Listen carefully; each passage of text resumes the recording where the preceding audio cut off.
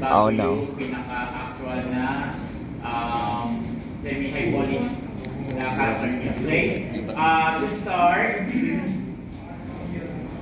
of course, after you model, you need to press these three: center pivot, delete history, this transformation, and then go to our workspace, use UV editing. To start, natin yung itsura nung pinaka-UV natin. Okay? First step, when unfolding your characters, you need to select the whole model and then hold Shift, hold right click, and look for mapping, planar map Z. Okay?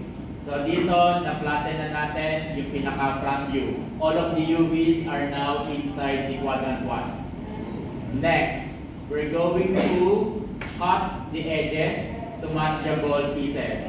So, holding right click, edge mode, double click the edges, tapos here in our UV editing, UV toolkit, we're going to open the cut and zoom.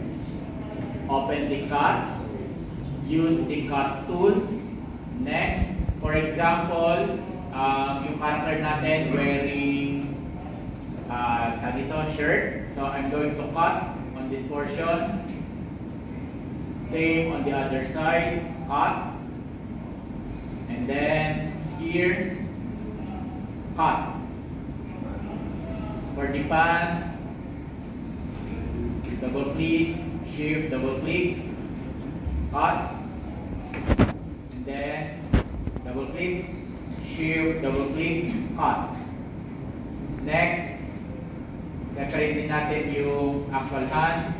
I'm going to cut dito sa wrist, cut. Same sa other side, double click, cut. Now, here in our UV editor, hold right click, UV, double click, W, set aside.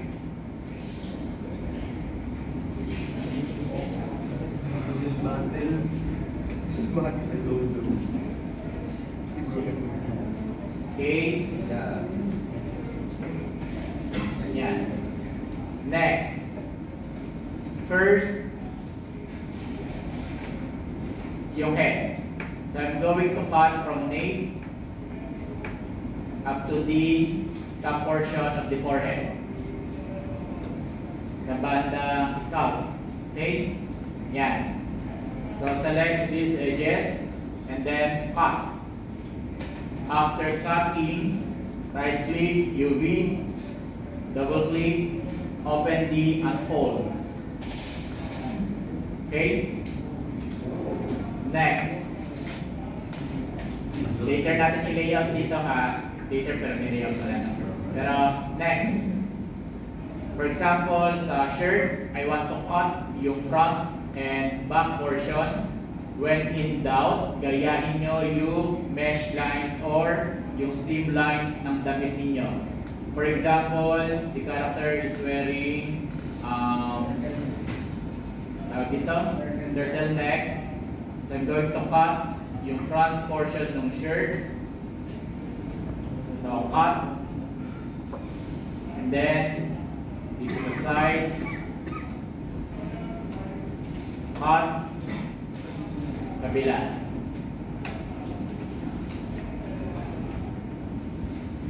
Cut. Okay?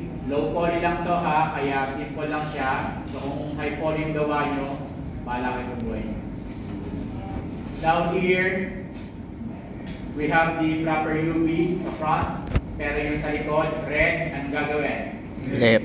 Flip. So to open the flip, we're going to open the transform.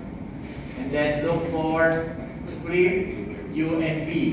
Kapag flip U, it will flip left and right. So test natin. Okay?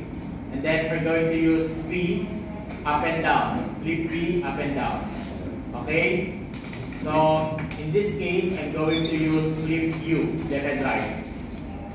Next, hindi pa naka-unfold even though naka-blue siya. So select the UVs.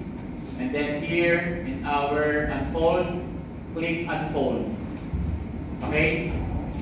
So knowing this is the front, layout, back, layout. Make sure to maximize the quadrant 1, the space for quadrant 1. Next, for example, sleeves. Again, when check ninyo yung damit ninyo, nasaan yung seam lines. So, common sa sleeves, nasa ilalim yung seam lines. So, I'm going to cut from this edge up to this edge, cut. Kabila. From this edge up to this edge, cut. Next, right-click UV, select the UVs of the arm, and then click unfold. Okay? Double click.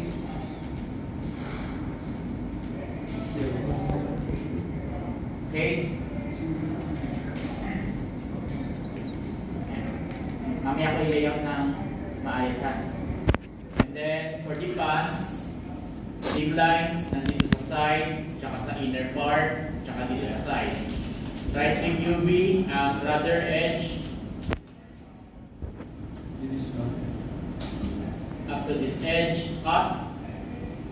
Next, inner part. Shift, double click, cut. Crotch, continue lang natin. Cut. Then here, shift, double click, cut. From here to here, cut. Right click, UV, double click, W, set aside. So yung blue, siya yung nasa front, red, likod, we need to flip. So flip U. Now here, for the pants, you have two options, whether to use unfold. Tingin niya mangyayari select the UVs and then click unfold. Yan. Okay, yan. So, ito yung proper, naka-unfold. Pero kung mahihirapan kayong mag-texture, you may use the optimize. So, same process, select the UVs and then click optimize. Yan. Pero however here, may tendency na mag-overlap some of the UVs. So, kayo na